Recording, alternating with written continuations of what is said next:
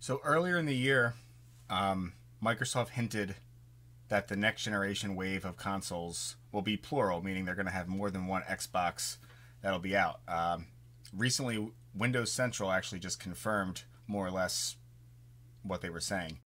So, what they put on their website is that the next generation of Microsoft consoles will indeed have two SKUs available at launch as well. One being codenamed Anaconda, that's the more expensive one, and then the cheaper model is Lockhart. Prototype names, everyone is talking about it online. Talk about if you're not good at being witty or saying internet jokes, this is the perfect spot to see people that suck at that kind of stuff, because there's such lame fucking Anaconda jokes with the Xbox. It's so stupid.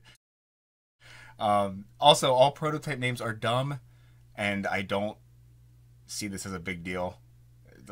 I'll get on that later.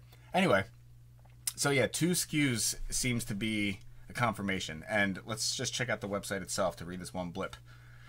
According to our sources, there are two consoles currently being prepared, aiming for a holiday 2020 debut, a cheaper S-style console to succeed the Xbox One S, and a more beastly X to succeed the Xbox One X. That's a lot of fucking X's and phrases to say. The code name is Lockhart for the cheaper one, and Anaconda for the X2. So here's the stuff that's kind of interesting, I would say. There are talks about the next Xbox being diskless. So there's no disk drive in there, and it's going to be all digital as far as how you're going to be getting your games and your content and stuff like that, to reduce costs. I don't really know how much that'll reduce it. I don't know how much a drive will cost, but actually, yeah, because the Xbox has the Blu-ray HD drives in there, so it would cost some money. So I don't see that as a crazy thing. I don't. Personally, I like still to buy physical shit, but I would say that I'm getting to be in the minority with that. People like stuff to be digital, and hard drive space is so cheap anymore that I see that to be completely fine if they put that in the cheaper model. When it gets into the performance and things like that between the two SKUs, it's a little more vague. So we got here, the next-gen Lockhart console will be the affordable SKU, providing the next-gen Xbox experience in a package potentially around as powerful as the current Xbox One X, with refinements under the hood. The Anaconda console will be more powerful and more expensive, providing a cutting-edge console gaming experience. We've also heard that Microsoft might include SSD storage in the package to reduce load times. Okay. So, that's a little muddy with, like, real insight. I don't... Which is, it's kind of refreshing to be honest, because we've hit a spot that the days of every system having their own, like, architecture and, like, the cell processor... Ridge Racer! On PS3, that stuff is over. Things are going to be the same. The PS5 and the Xbox One 2 Anaconda edition, they're all going to be based around the same kind of hardware architecture. It's going to be the same. Developers do not want to learn a completely different system. That's why the PS3 was shitty for third-party stuff. It sucked. All the third-party games... Or not third party, I'm sorry. Multi-platform games sucked. They were better on Xbox. And most of them were ported out by some other studio. The main studio usually did not work on the PS3 ports because they were too fucking hard to do. And but for the 360, they did all those versions. And it's very rare that the PlayStation 3 version of games that was also available on Xbox was better. So case in point, people don't want to have confusing shit. They want it to be all the same. So PC, Xbox, PS5, whatever you call it, it's going to be real similar. It's going to be down to just the little things that they have or don't have in it. Just like how some things are overclocked, the processors and stuff in the PS4 versus the Xbox One. when that first came out, every single game was running better on PS4. Everything was below 1080p on the Xbox One, and frame rates and resolution were better on the PS4. And that's just because of little design choices they made for what they included in the system. But overall, it's the same shit. And that's really just what they're saying here, I think. It's not going to be much of a difference. How different will it be?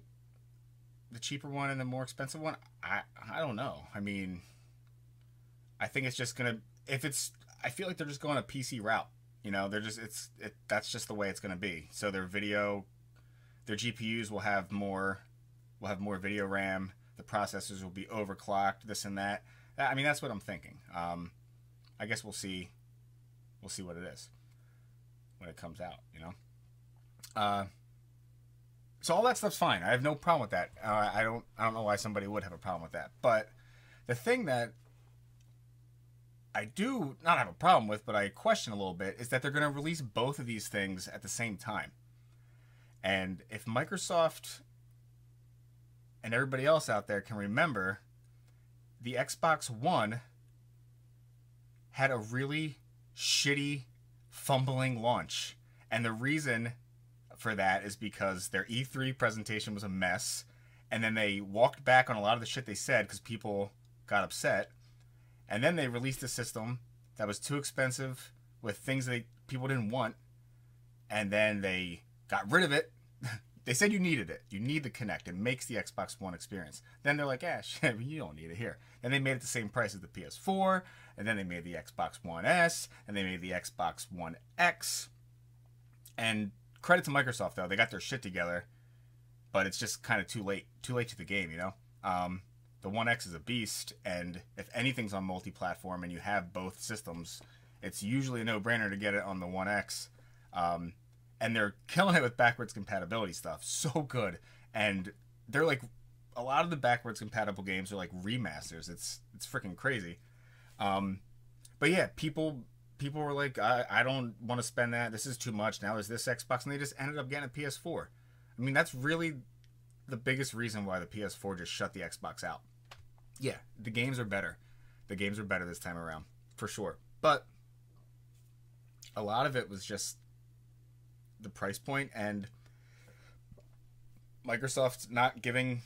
I mean, their answers to why it was $100 more were not convincing, especially when people online were doing technical comparisons and all the PS4 games were running better. So yeah, with that being said, Microsoft should remember that that was not the correct way to do it.